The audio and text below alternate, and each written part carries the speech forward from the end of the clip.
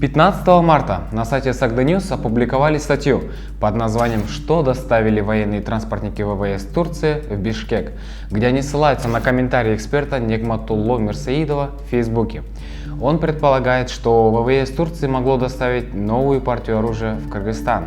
И мы решили проверить эту информацию.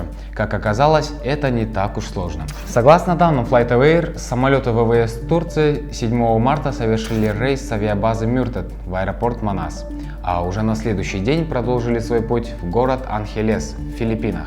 А для уточнения груза мы собрали информацию с нескольких СМИ. По их данным, самолеты ВВС Турции доставили 2 вертолета атак в Филиппины в рамках контракта между правительствами Турции и Филиппин.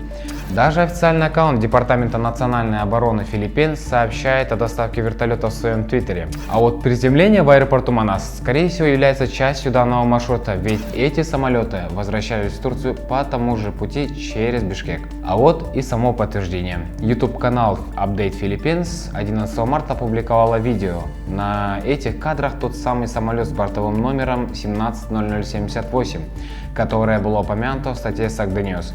А вот и доставленный им груз. Турецкий вертолет «Атак».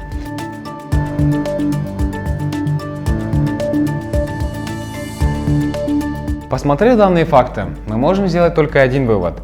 Предположения Мирсаидова не нашли своих подтверждений. С вами был Нуртелек. До новых встреч.